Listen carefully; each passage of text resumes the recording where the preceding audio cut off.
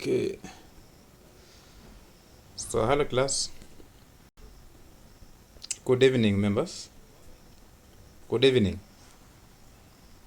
Welcome to our class. Today we are going to look at computer hardware devices.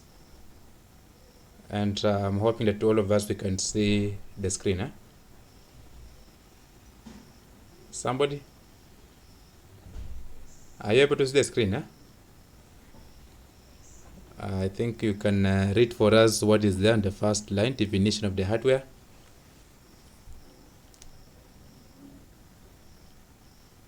Just what you are seeing on the screen.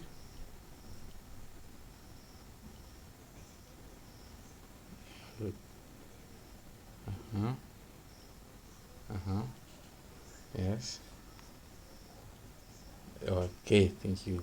So, yeah. So this is hardware components. Remember last time we looked at the computer system, where we discussed about the three elements of the system, that is the hardware, the software, and the liveware. Now we want to move to other computer hardware devices, as we have already defined. So the next definition, we have to define computer hardware device, where you have the physical touchable components that can be connected on each other and works under instructions. Or we are talking of the software. Software is a basic unit that also control the hardware devices on how the computer can work. So if we move to the next page, they are now talking about the hardware devices. So the hardware devices that you know, somebody? Hardware devices. We have the input device, the keyboard, other input of the keyboard, mouse, scanner, and then joystick. We also have a central processing unit, commonly known as the CPU. Under CPU, we can talk about the ALU and the CU.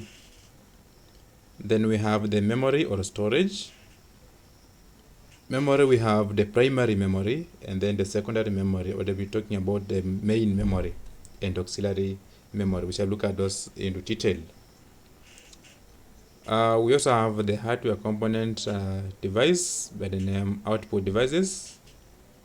These are the components that are used to display or to show the user what has been happening inside the system, and they include monitor, the speaker, and printers, among others. Any question at that point?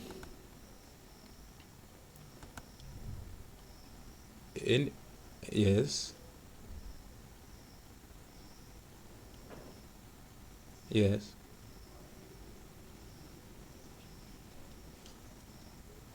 Okay, so the earphone is an output device. The earphone and output. We can put it the output device because it's acting as a speaker, in fact.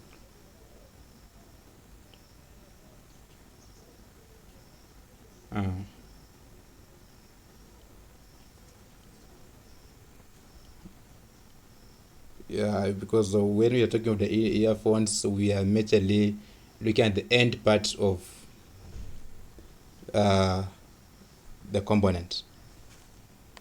So, yes. Then, yes, thank you.